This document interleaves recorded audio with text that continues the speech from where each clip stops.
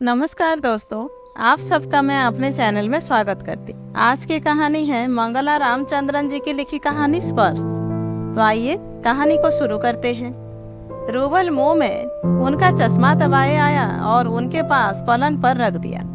सावित्री उसे देखती रही और रूबल भी उन्हें देखते हुए खड़ा रहा। रूबल की आंखों में हमेशा की तरह एक तरलता मित्रता की झलक थी। उसे देखते देखते सावित्री की आंखों में एक सजल अपनेपन का भाव आया। लगा रूबल को निहारते हुए उनकी आंखें बरस पड़ेंगी।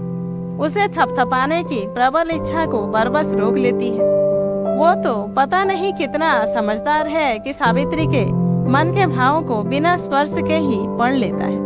उनसे कुछ दूर जाकर बैठ जाता है, मानो कह रहा हो स्नेह जताने को स्पर्श आवश्यक नहीं है।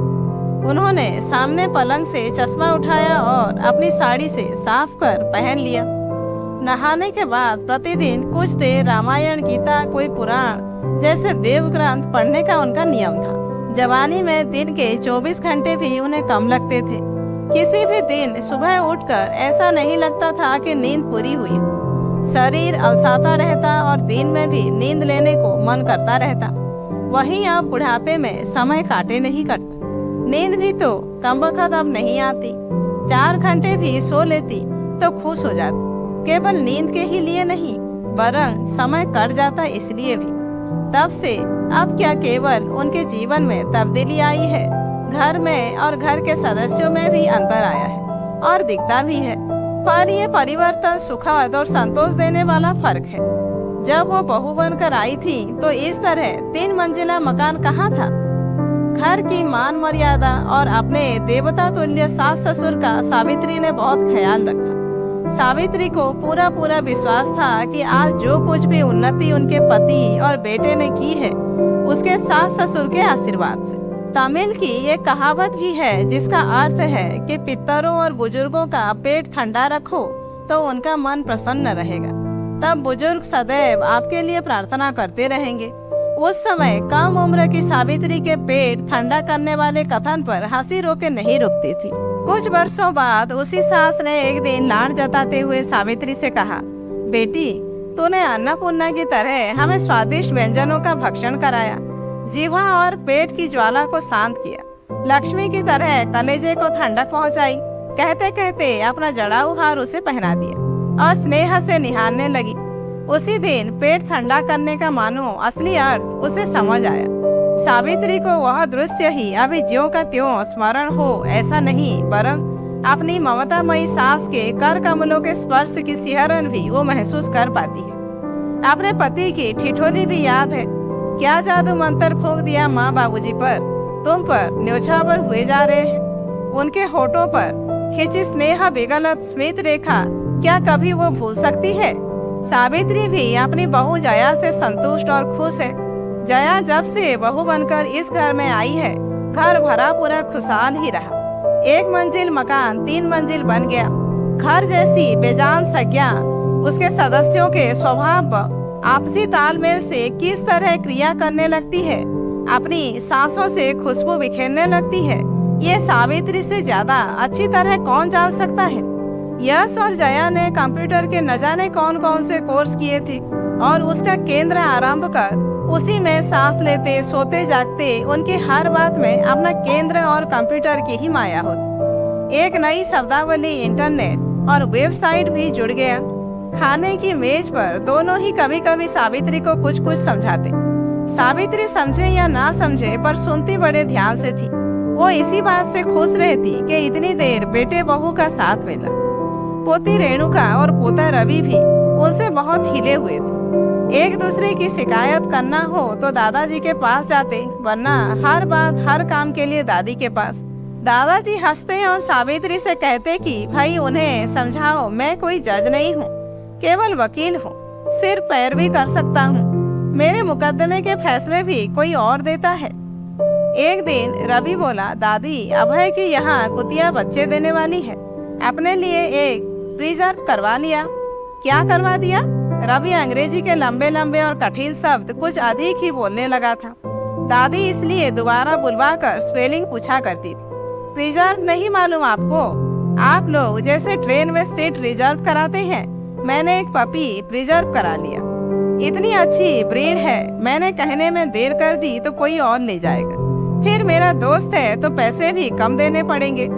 बड़ा आया दादी को रिजर्व का मतलब समझाने वाला। बड़ी बहन रेणु उसे हड़काते हुए बोली, दादी तो तुझसे स्पेलिंग पूछकर याद कराती है। फिर आवाज में कुछ नरमाई लाते हुए बोली, कौन सा ब्रीड है? पामेरियन ना? पामेरियन भी कोई डॉगी है? वो तो बस लड़कियों के साथ खेलने और गोद में उठाने के लिए होता है। अच्छा तो फिर लड़कों का साथ खेलने वाला कुत्ता कौन सा है, जरा बताना तो जनाब। डाबरमैन, अल्सेशियन और 2 नामों से आगे नहीं जा पाया रवि। बस एक गोबरमैन डोबरमैन रेणु खींचकर हंसी उड़ाने लगी, क्योंकि उसके चहन में था प्यारा सा ऊन के गोले सा सफेद छक छावरा पामेरियन। इधर दादी को अलग चिंता ने घेर लिया। अपने बहू बेटे से तुरंत वार्तालाप को तरस रही थी। कठिनाई से मौका मिला भी तो इतना ही बोल पाई, ब्राह्मणों के घर में कोई कुत्ता बिल्ली पाला जाता है? अभी से रवि को समझा दो, वरना बाद में रोएगा मचलेगा। दादी पोते का दिल टूटता देख नहीं सकती थी और घर में इन प्राणियों की रोक भी आवश्यक मानती थी। पर उनका वाक्य पूरा होते न होते 3 तरफ से तो एक अलग ही नकारात्मक प्रक्रिया हुई। बेटा बहू और उनके पति एक स्वर में ही बोले, ये क्या ब्राह्मण बामण का चक्कर पाल लिया? कुत्ता पालने से इसका क्या संबंध? रेणु हालांकि 8-9 वर्ष की ही थी, पर चूंकि वो भी नहीं। आप ही तो बताती थी कि बड़े नाना जी के खेत में 4-4 कुत्ते रखवाली करते थे।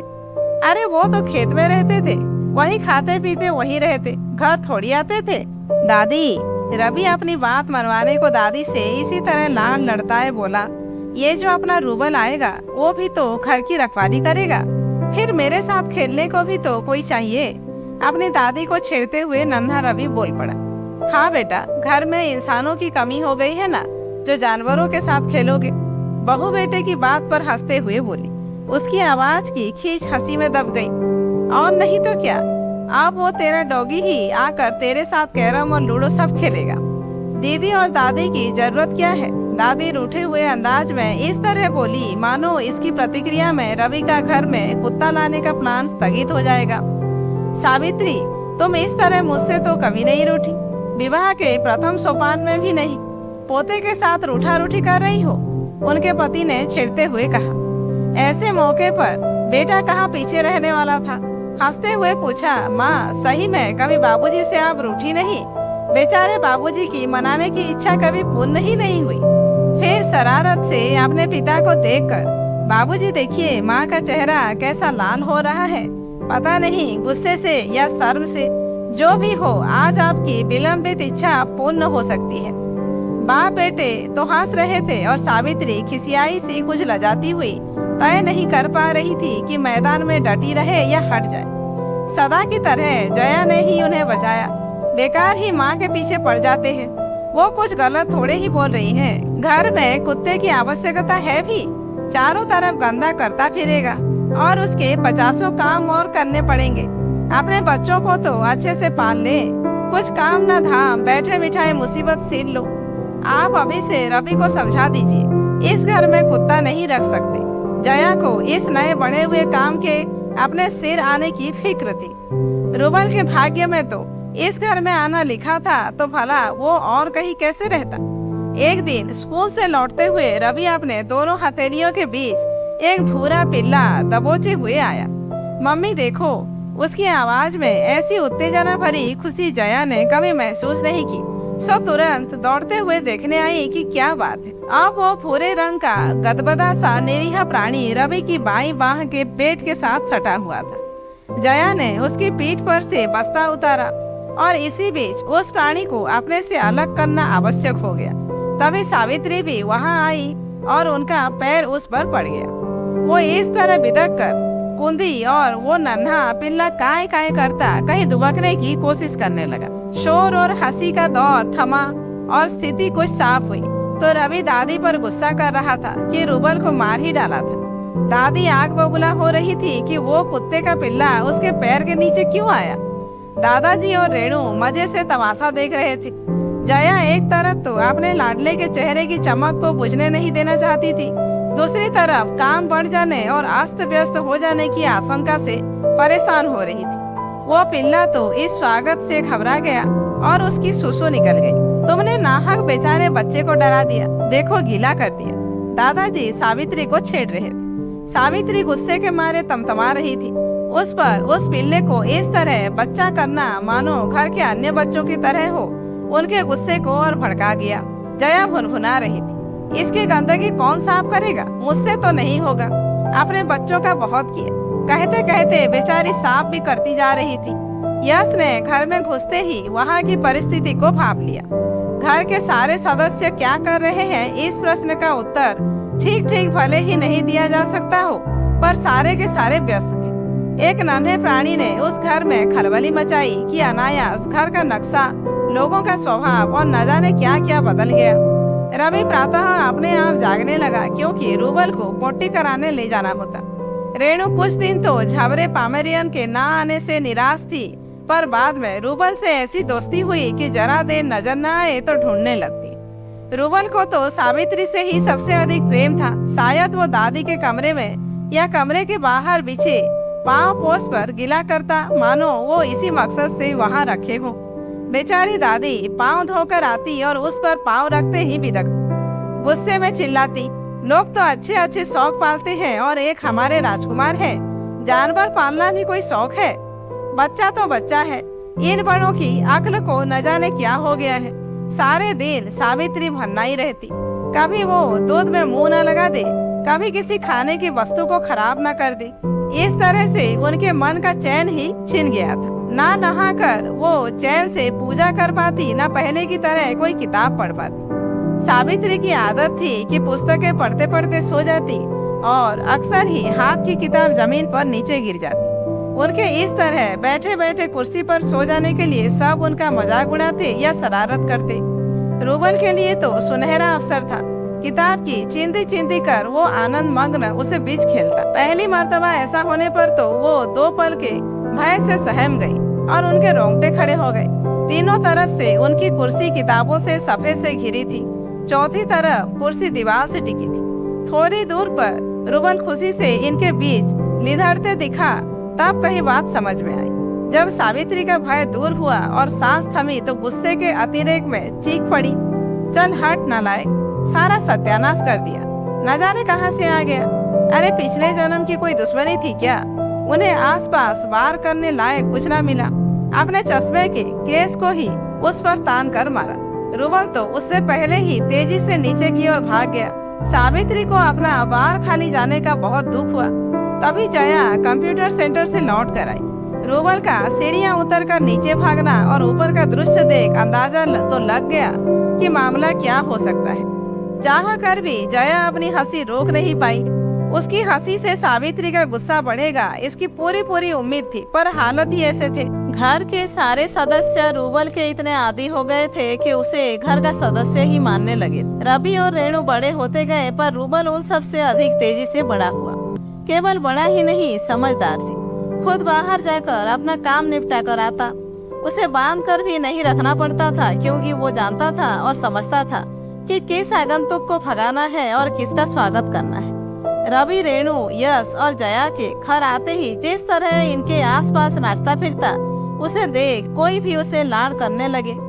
जब ये लोग घर पर नहीं होते तो दादाजी की आराम कुर्सी के पास खड़े या बैठे हुए ऐसा दिखता मानो सुरक्षा कर्मी था भी कद्दावर ऊंचा, पूरा असली अल्सेशियन। उसके पहने दांत देखकर तो लोगों को घबराहट होने लगती थी। सावित्री को अपने पति को चिढ़ाने का एक अवसर कम से कम मिल गया। वो कहती, लगता है कोई फिल्मी डॉन अपने पालतू शेर के साथ बैठा। चेले चपाटे एक एक कर आएंगे, अपने कारनामे बनाएंगे। जिसने आपका काम पूरा ना किया उस पर हमला करने का हुक्म शेर को दिया जाएगा। चिढ़ा लो चिढ़ा लो, तुम क्या जानो बुढ़ापे में इससे कितनी राहत मिल रही है।